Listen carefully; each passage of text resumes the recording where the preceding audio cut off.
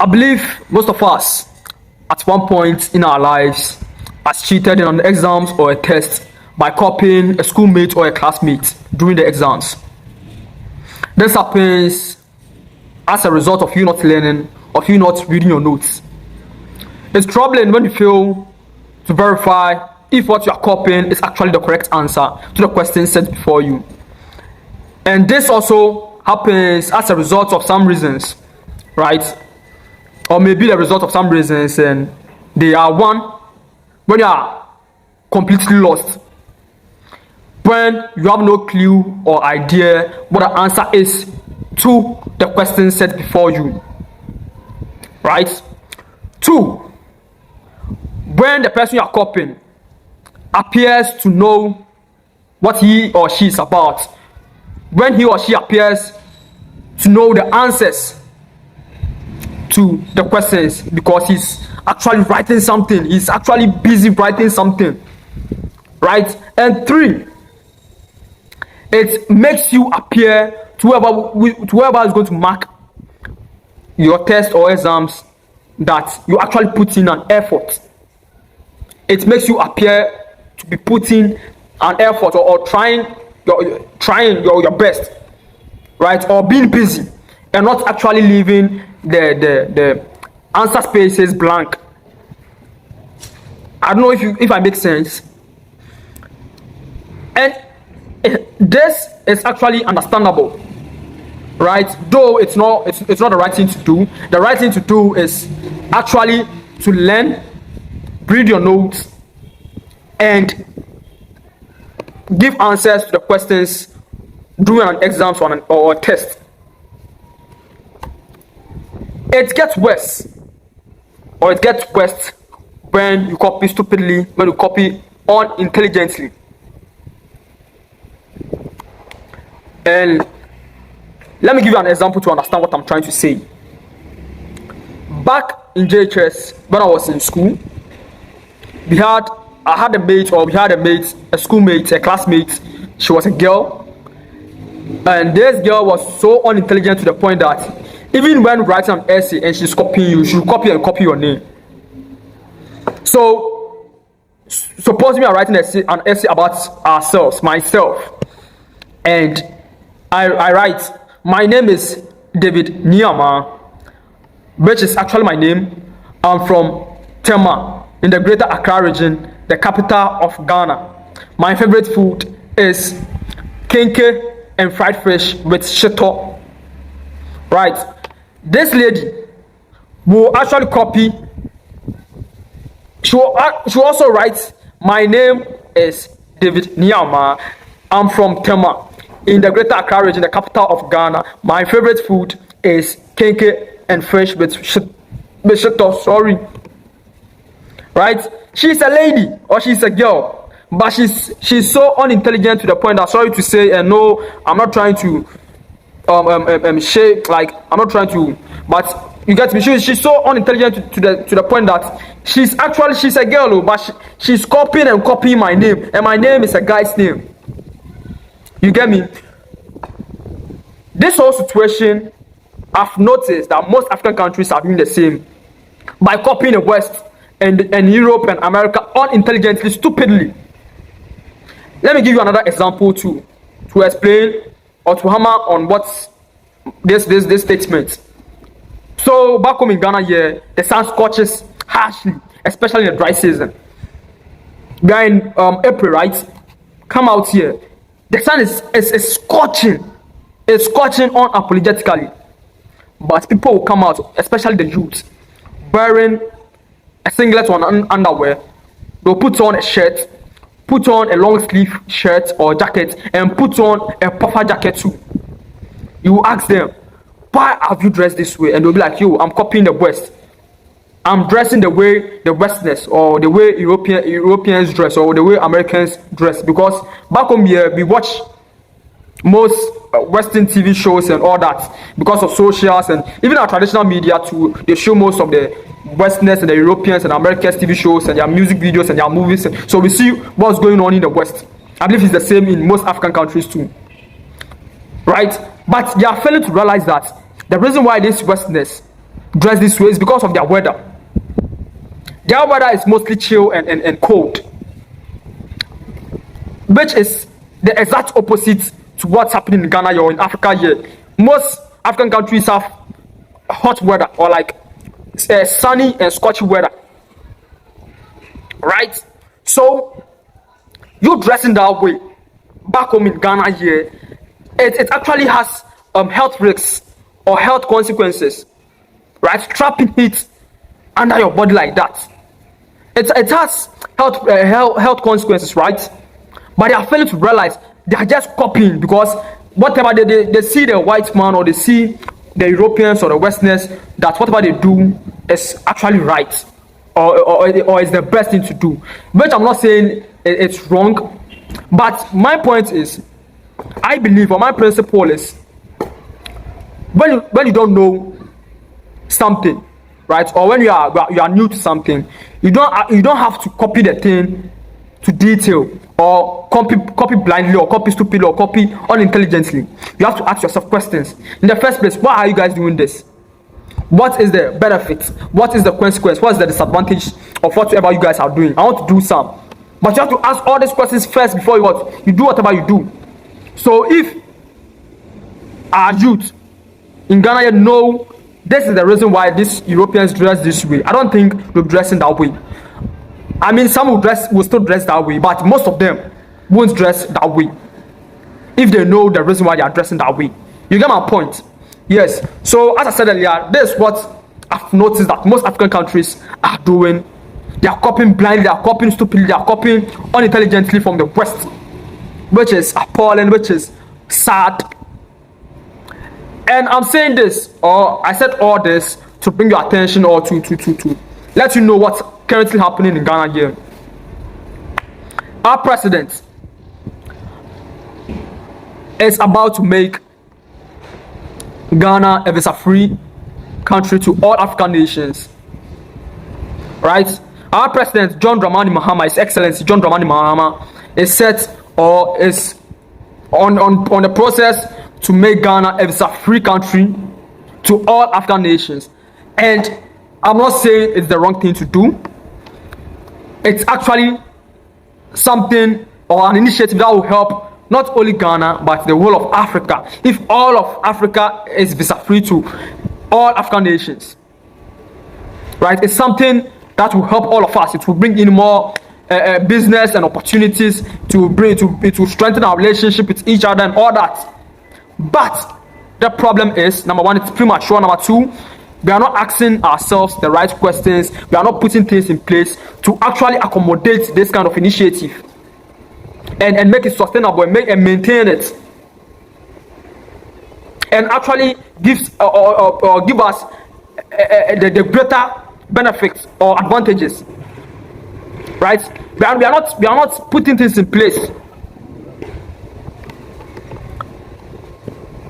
My senior brother, Mr. Cyrus Annan of Tuntum Network, did a video and about this whole thing, and we are here to react to it. So join me, let's jump right into it. I go by the name Niama, and this is New Welle News. If this is your first time coming across a content from this channel, please hit the subscribe button, like, share, and comment when you find value in it, so you get back-to-back content from this channel.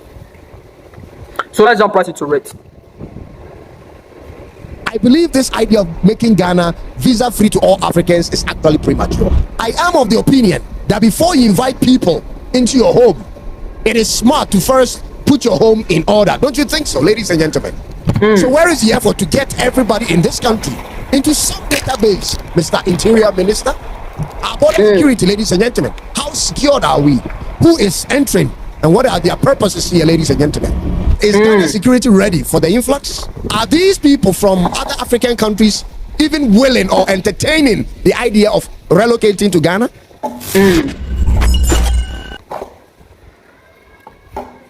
Recently or currently, Information Minister Honorable Sam George is planning to bring a new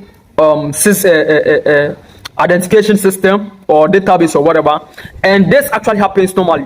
Whenever there's a change of government, there's almost change of everything in Ghana here.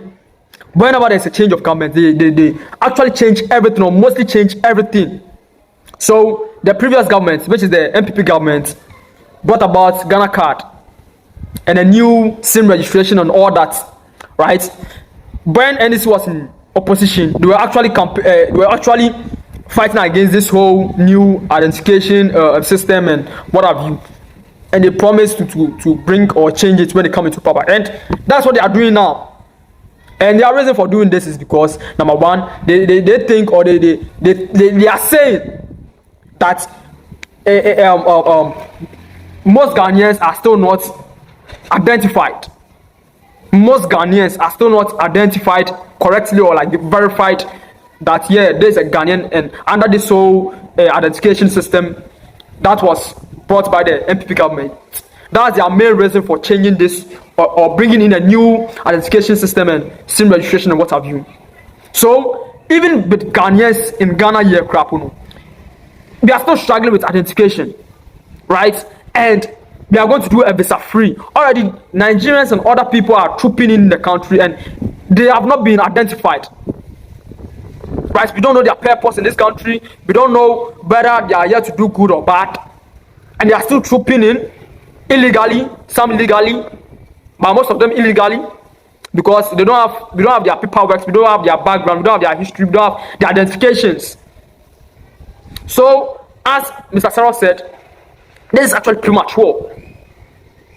Though it's right, it's the right thing to do. But I think we should do what is right first before we do what is good. Let's continue.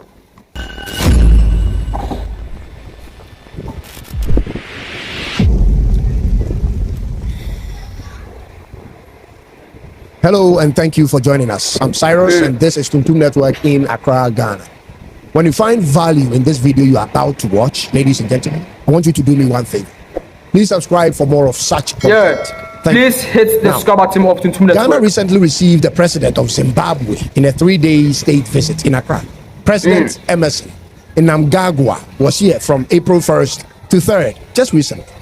And while in a meeting with our president and his team, sitting across the table with a Ghanaian counterpart, ladies and gentlemen, Ghana's President John Dramani Mahama made this statement. I want you to take a listen. I'm also pleased to announce that effective 25th May 2026, when we commemorate Africa Day, Ghana will commence a free visa regime for all Africans. Africans traveling to Ghana will receive their e-visas online free of charge. But between Ghana and Zimbabwe, in laws, we have a visa-free environment already. We can travel to each other's countries without needing a visa. You just hop onto the plane and arrive. I'm quoting our president from the video, ladies and gentlemen.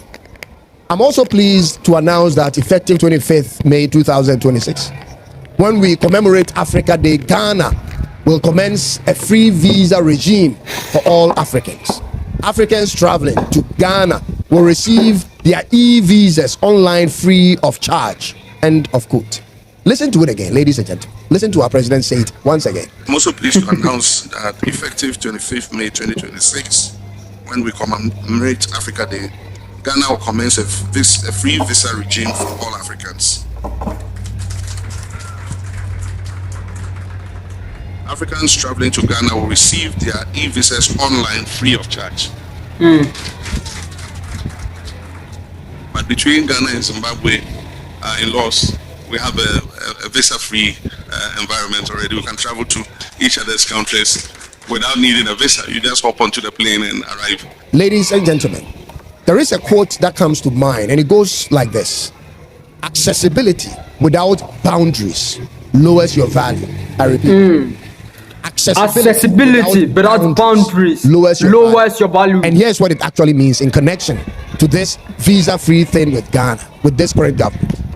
If anybody can come to you and they don't need any type of requirement beyond their African passport, and they don't even need to have a reason, but they can just come to you, you become cheap. And cheap becomes vulnerable. And being vulnerable ultimately makes you unsafe, ladies and gentlemen. And this is similar to how prostitution actually works, ladies and gentlemen. There is something shifting in Ghana's diplomatic arena for those who are actually looking. It is subtle but well calculated but it's unclear to we the people, but completely understood and approved by the president of Ghana and his foreign minister. What I'm telling you, ladies and gentlemen, isn't even known to many top officials in the ruling government. Whatever is going on with this current administration appears to be compulsory and non-negotiable, and this government, led by this foreign minister, is clearly ensuring it is achieved. Clearly is ensuring that Honorable like Okujato some sort of conditionality is being enforced on us from the way the foreign minister was clapping his hand when the president made a statement, and from his recent trips, if you have been watching, to many countries getting us visa waivers, and also how active he's been in the forefront of Africa's international politics. It looks as if he, the foreign minister, ladies and gentlemen, has completely bought into that conditionality given to us by whoever. Let me drive this thing. Ghana is nearly 36 million people. Ghana, by the way, is already a visa-free country to all the 13 member states of ECOWAS, if you didn't know. Now, beyond West Africa, Ghana has visa waivers with Zimbabwe, South Africa, Botswana, Namibia, Zambia, Kenya, Tanzania, Uganda, Rwanda, Ethiopia, Cameroon, Chad, Morocco, Tunisia, and Egypt. We have visa-free arrangements with all these countries already, ladies and gentlemen. We also have visa-free with Seychelles, Mauritius, and Cabo Verde. Already, the past government, the Nana government, started this visa-free thing by adding a few countries to the lists. And this current government, ladies and gentlemen, has taken it to a whole new level. Now, if you care to know, Ghana already has a visa-free condition with almost 75% of all African countries. This is a shock to a lot of people. Here are the list of African countries Ghana currently does not have a visa-free arrangement with. Does not have. Algeria, Libya, Sudan, South Sudan, Djibouti, Equatorial Guinea, Gabon, Republic of Congo, the DRC, Central African Republic, Eritrea, Somalia, and Angola, ladies and gentlemen. So in technical terms, these 13 African countries are the only countries Ghana is actually adding to our portfolio. Those are the only countries. For those who are worried about Nigeria, listen carefully. Nigeria, for your information, is already a visa-free country to Ghana. That is we have so many of them here. So that be your problem. They are here already. But two things we really need to discuss are as follows, Ghanaians. Nigerians are brothers and sisters. Is that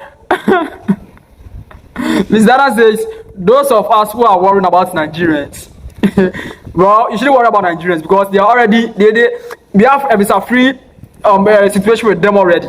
That's why we have lots of them here, because they can just take their bags, pack their luggage, and just hop in a plane or a bus or whatever, and just come straight to Ghana. Same as it's the same. We can also do the same and go to their place, right? But the as like number of Nigerians come to Ghana as compared to Ghanaians going to Nigeria is more because of number one, their population is more, and two, because of their conditions over there. When they come to Ghana, they see Ghana to be Dubai, they see Ghana to be US, and they themselves come on social media to say these things. It's not like I'm the one saying it, that they see Ghana to be Dubai or whatever, right? They are the ones on social media, on the socials, TikTok, YouTube, wherever, saying that, yo, some of them even go to church to give testimonies and give offerings to appreciate God for giving them the opportunity to travel or getting the opportunity to travel to Ghana, right? So please don't worry about Omonaija Ghanaians. Don't worry about Omonaija, our Nigerians brothers and sisters. Let's continue. Ghanaians, please pay attention. Okay. Number one, is Ghana's security ready for the influx? And number two, are these people from other African countries even willing or entertaining the idea of relocating coming to Ghana? Ladies and gentlemen, one thing that took me a long time to understand is this. It's understood, or everything clearly shows that Ghana is tagged as a peaceful country, right? Ghana, on a global scale, is tagged as a peaceful country, right, with good, hospitable people, right? But that doesn't mean our security is strong. It's actually the opposite. Our security bodies here is weak. It's weak, and recently or now it's getting weaker by the day. So we open our borders to everyone to just enter. Maybe we should first think of strengthening our security. We should first think of strengthening our security before allowing everybody to just enter. Right? We are already having problems with our Nigerian brothers and sisters. They are the ones here. Some of them, not all of them. Right? So it's one sector we should pay attention to before moving forward with this whole visa-free initiative. Contrary to the prevailing perception out there about migration, listen carefully. Most people don't actually want to leave their homes. This notion that people are eagerly waiting to migrate to other places is factually inaccurate. And in the case of Ghana and our visa-free thing coming, that is not even the case, because if it were, all our neighboring countries who have had visa-free agreement with us since the inception of ECOWAS would have been here, but that is not the case, ladies and gentlemen. The reality. But Brother Saros, I second whatever you are saying. I agree with whatever you are saying right now. This second point is that most African people don't like the idea of leaving their homes, their home countries. But I think at this point, there's some exceptions, right? Nigeria, number one. Number two, Ghana. Because now, if you should just go out on the streets and ask 10 youths in Ghana here, 10 Ghanaian youths, and ask them, would you love to stay in Ghana here and hustle and make money and make wealth here, or want to go outside the country to go hustle somewhere else? 9 out of 10 will say they want to go, they want to travel, they want to jackpot and go to the Western countries, the European countries, the Americans, to go and hustle there, because they have no faith in our system back home here. They have no faith and trust and hope in Ghana. They've lost hope and faith. They don't see anything good back home here. Same as the Nigerians. They are trooping in Ghana, trooping everywhere they feel is better than Nigeria. And it's because of so many reasons: security, job opportunities, poverty, and all that. Same as Ghana here too. We've lost hope and trust in our security systems. There's no jobs for the youth. A minister came out to tell us that we should go into Indomie making,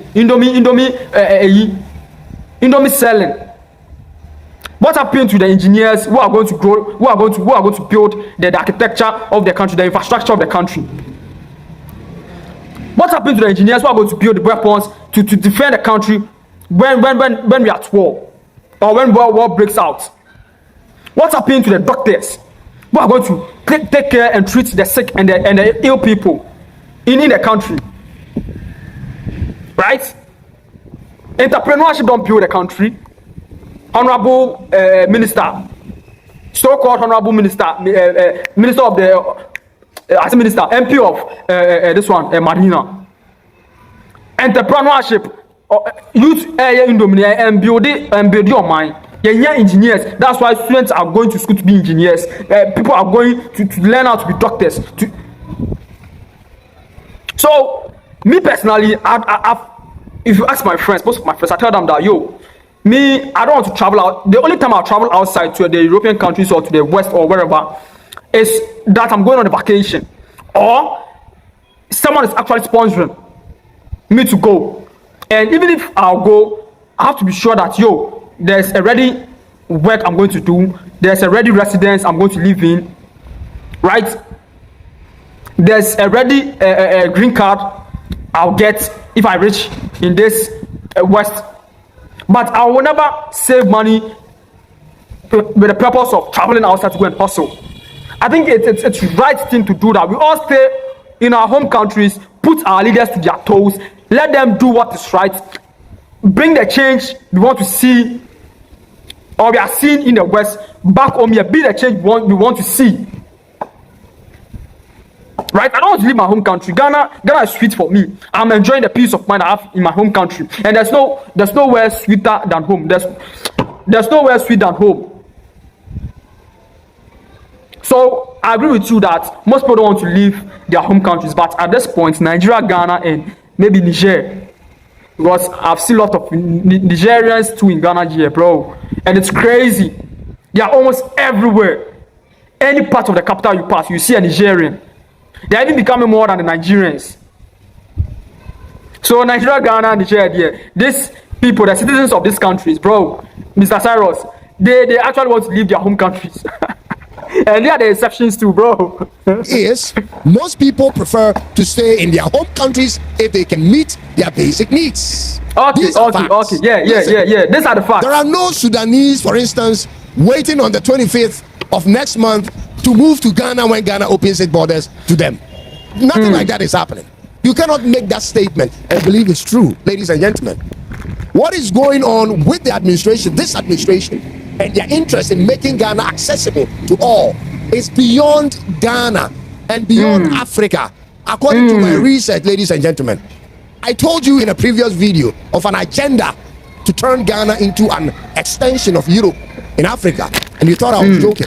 Ladies and gentlemen, what is going on is already agreed upon by both sides of the parties in Ghana. Ghana led in the reparation claims at the UN for a reason. So, in a previous video done by Mr. Cyrus on his YouTube network channel, he has talked about Ghana being an extension to Europe.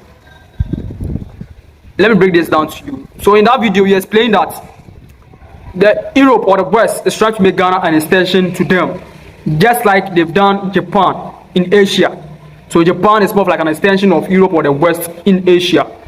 So it means that instead of African citizens of African nationals traveling all the way to the West, they should rather come back. They should rather go to Ghana or come to Ghana.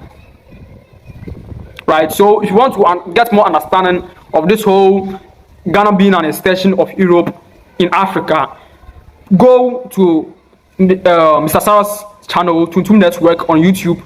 Scroll, you'll find a video there and watch, so you get more understanding and in-depth understanding of what he's trying to say here. Let's continue with the video. All these ties into the plan. Under the Ghana Labor Exchange Program, for instance, batches of Ghanaian nurses and other healthcare professionals have been deployed to a country like Antigua. You also have Jamaica, Trinidad and Tobago, and Barbados job agreements coming. Ladies and gentlemen, last year, for those who remember, the chief executive officer of the Youth Employment Agency, Malik Basentali, was busy recruiting Ghanaians for jobs in Romania. I told you, there are a couple of agreements coming between Ghana and the EU, but all of that is going to be preceded by what you see now. So there is a bigger ploy, for those who care to know. The question we need to ask our politicians has to do with our internal security. Supposing the number of African migrants in Ghana increases from the current figure estimated at 700,000 to, let's say, 1 million. Suppose it rises from 700,000 to 1 million. What are we going to do about that? Currently, Ghana's population is 35.6 million. Our police officer roster is estimated to be between 30,000 to 33,000, ladies and gentlemen, police officers. If it is 30,000, then you have one police officer to 1,000 and over 100 civilians. And if our police officers are 33,000 in number, you still have one police officer to over 1,000 civilians. Is this what we are opening our borders to, ladies and gentlemen? The primary problem in all of this has to do with the disconnect between the foreign minister and the interior minister. That is my problem. While the foreign minister is running around making Ghana accessible to foreign countries and vice versa, the interior minister, on the other hand, ladies and gentlemen, is lagging on his job. Kaswa is still a hotspot. Ashaiman is still a hotspot. Many other parts of the Ashanti region are still hotspots. Ladies and gentlemen, these places are where 90% of Ghana's criminals hide and plan out their operations. These places account for all the criminals we have in Ghana. Pretty much so. The Kwame Nkrumah Circle sewage or underground tunnels, for instance, ladies and gentlemen. These places breed the criminals who come to our homes in all of Ghana. Boko in the Upper East region and Dabon are still hotspots. Bimbila is still a hotspot. In addition to that, ladies and gentlemen, we have thousands of undocumented people from Chad and Niger begging for Chad and Niger on every major street of Accra and Kumasi with no plan. I don't know of Chad, but Niger, the Nigerians, as I said earlier, I won't be surprised if there are more than Nigerians in Ghana. Because every part of Ghana you pass, or every part of Accra you pass, especially Accra, the capital of Ghana, you see a Nigerian. You see a Nigerian, I don't know if I'm mentioning this right, and either they are begging on the street, like they are old men, they are old, elderly people are begging on the streets, or their women and children are begging on the streets. Those women and children, some of them are, I think, Lebanese, and those people, I stand to be corrected, but I think some of them are the Lebanese people too, because they are mulattoes. Yeah, most of them are mulattoes. Right, but Nigerians are more too. Nigerians, I don't know of Chad. I don't know if it's because I don't know, I can't differentiate between the Chad people and Nigerian people. I believe they are their neighbors too, right? So, well, but Nigerians at this point, I won't be surprised if data comes out that there are more than Nigerians in Ghana here. And, bro, as I said, they're on the streets begging. They are, it's some way to see them on the streets. Some of them too are actually hustling, like they are going about selling and all that. Like selling Bluetooth speakers, others are selling charging cables. Some of them they cut nails, right? They are doing this pedicure and manicure, the local way of doing it, right? With their scissors and all that. Some of them are tailors, some of them are cobblers. You get me, right?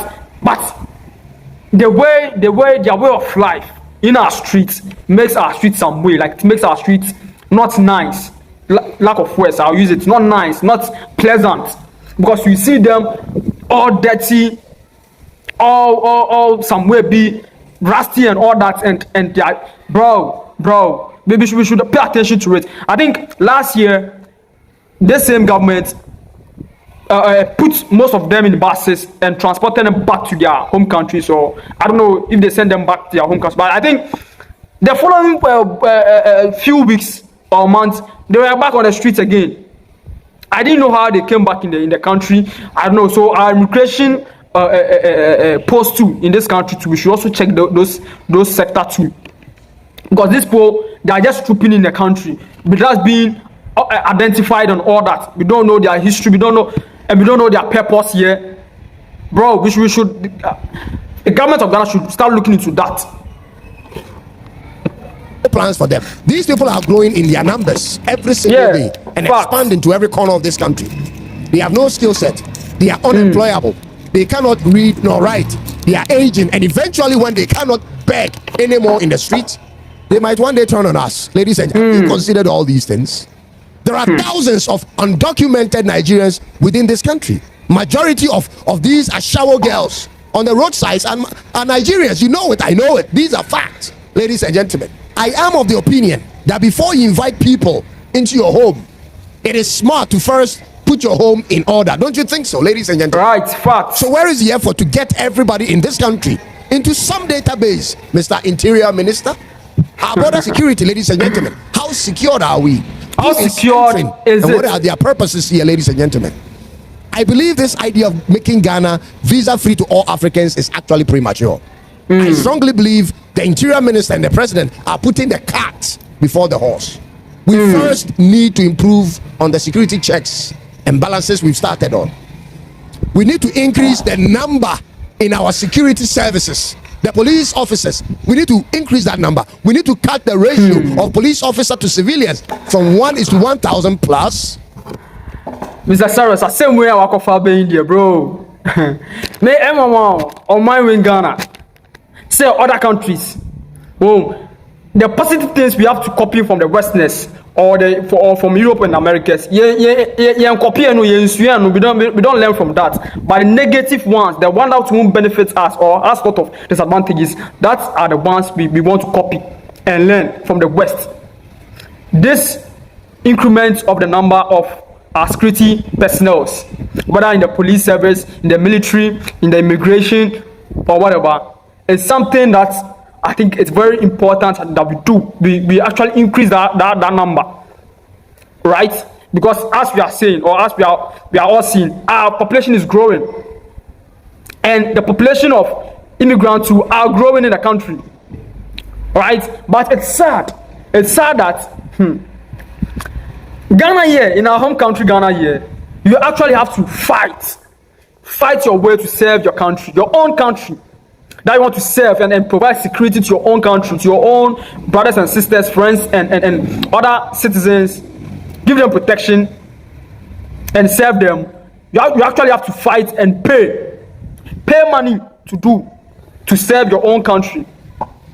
And even doing all that, paying, doing all protocol, paying bribes and all that, you are not guaranteed that you'll be selected or chosen to be part of the security service. You are not guaranteed.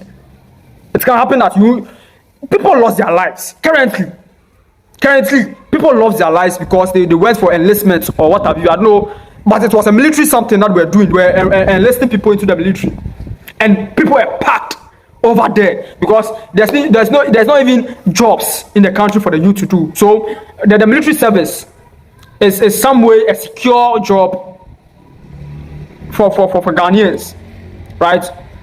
So most of the youth, anytime enlistment forms comes, they purchase it wanting to enter into the military because, as I said, it's some kind of a secure job or a secure work that you get your monthly salary and all that on point or on time. And even with that, as I said, after paying all the bribes and doing protocol and all that, you are not guaranteed that you'll be taken or chosen. Whilst in the West, whilst in the Americas, whilst in the Europe, the people we are trying to copy, and we are copying stupidly and blindly, they are rather going out. Their security services are rather going out, handing out pamphlets and all that. Yo, please come join the military. Please come join the police service. Please come join our immigration services. They are rather what? Going out to the streets, to the citizens, to the people that we are begging of you guys, come and join the military, come join the security services.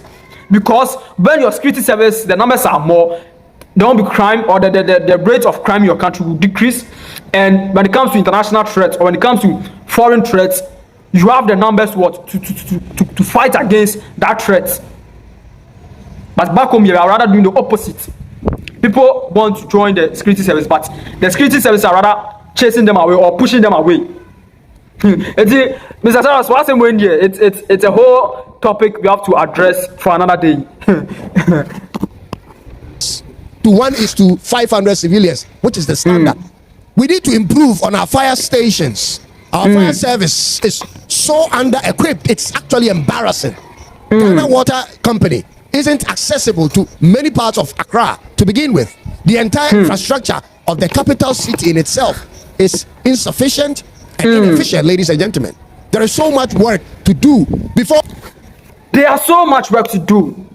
We are not looking at all these important sectors necessary for our growth, necessary for our sustainability as citizens of this country, but rather they are opening our borders for everyone to just enter. Already, we are not self-sufficient, but we are still opening our borders for everybody to enter. Our security services are under-equipped. We don't have good drinking water in most homes, in even Accra, the capital city of Ghana. The rural areas, the villages there, bro, theirs is sad because their lakes and river bodies and water bodies that they get, which is their source of water, is now polluted by galamsey and illegal activities in the water bodies and in the forest. Our infrastructure is not enough. We don't have enough schools. We don't have enough factories. We don't have enough job opportunities for even the citizens. So these people come in, if they don't have any thing like job to come and create in this country and do by themselves, and also provide jobs for as the citizens in Ghana here, what do you think they are also coming to do? They are also come to rely on the few job opportunities that even we the citizens we are struggling to get. Anything else, and that's why I find this premature. Ghana is a pace setter when it comes to continental matters.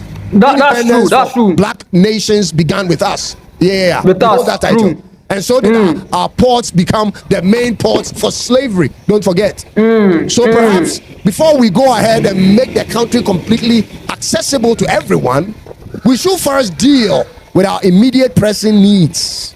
I'll say this and conclude, ladies and gentlemen. Our problem is misplaced priorities. One major problem of Ghana is misplaced priorities. Right? What we need to prioritize, we don't. But what we don't need to prioritize, that's what we do. That's what we do. We prioritize what we don't need to prioritize. Misplaced priorities. Misplaced priorities. Whatever the plan is with the government of Ghana and whoever we may have signed an agreement with, if things doesn't go well, we the people of Ghana, we are damned. Okujeto Ablakwa and his entourage may be doing all that they are doing to ultimately either destroy the peace this country has for good, or may happen that this ends up turning this country into the westernized society we have been trying to achieve in Africa. I hope they get this thing done right. And at this point, a one-on-one interview with me and Ghana's Foreign Minister Okujeto Ablakwa wouldn't be such a bad idea. What do you think? I wish I know how to make that happen. But all the same, ladies and gentlemen, now you have some idea as to what's going on with the visa-free plan in Ghana. We'd love to see Let's hear that from you interview in the comment section. We'd love to see that Kindly interview. remember to subscribe and click on the bell for more of my videos. It is bye-bye for now. Thanks for giving us this video too. Thanks for opening our eyes, letting us see what's going on the grounds or in this country. And I trust you give us more videos like this. I've subscribed to your channel, and I encourage my audience you to also subscribe to the Tuntum Network, your channel, so we all grow together as a big beautiful family together, so we grow as and develop as a country too, right? And make our country a better place to live in, and make this continent a better place to live in. So this is the end of the reaction, and I know you've been educated, you've learned something new about Ghana, about the people, about Africa and its people too, and I trust you'll be coming back for more. So hit the subscribe button to get more. Hit the subscribe button to get more. Please and please and please hit the subscribe button to get more. Share your thoughts and your ideas in the comment section, your suggestions in the comment section. Like and share this video to your friends who need to hear this. I go by the name Niama, and this is New Wele News. Hope to catch you on the next episode. I'm out.